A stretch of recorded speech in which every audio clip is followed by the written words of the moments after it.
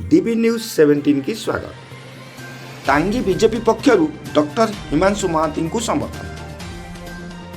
अखिल भारत वस्त्र और राष्ट्रीय हिंदू महासंघ साधारण संपादक भाव कार्य करी निजर दक्षता और लोकप्रियता बल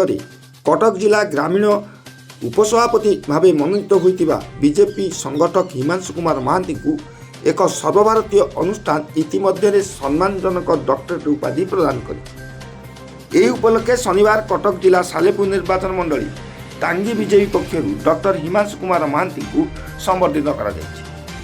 कन्हैपुर पंचायत भगतपुर स्थित कल्याण मंडप परिसर में आयोजित संबर्धना उत्सव में शिक्षाविद देव बेहरा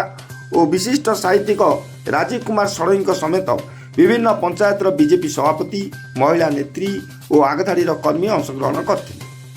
कन्हैपुर पंचायत बीजेपी सभापति अनंत पात्र कार्यक्रम परिचालना करथिला बेले शशिकांत महांती, देवाशीष मल्लिक, समरेन्द्र षडंगी और चिन्मय षडंगी प्रमुख सहायता करथिले।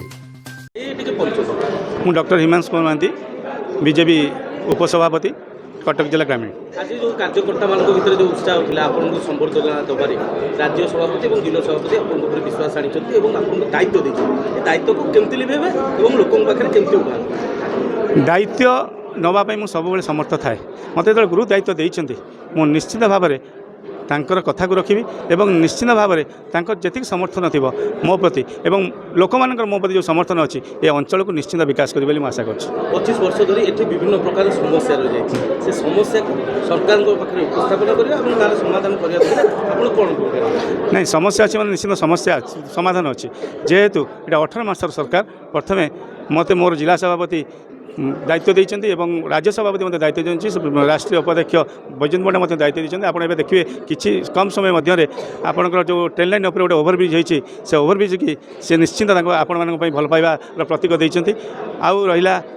जो 24 वर्षर सरकार 24 वर्ष सरकार कौन करटा दोहराइबा चाहूना आपण मैंने मत जिते बल देवे जिते समर्थन करेंगे मुझे कथा नहीं ऊपर पहुँचेबी और आपण समस्या निश्चित दूर हो। लोक कौन मैसेज टांगी सालेपुर गुरुजन गोटे मैसेज नववर्ष समस्त मंगलमय हो एवं समस्ते खुशी रहतु मत आशीर्वाद दिंतु मत जो गुरु दायित्व देते से सुधार भाव में तुलेवाई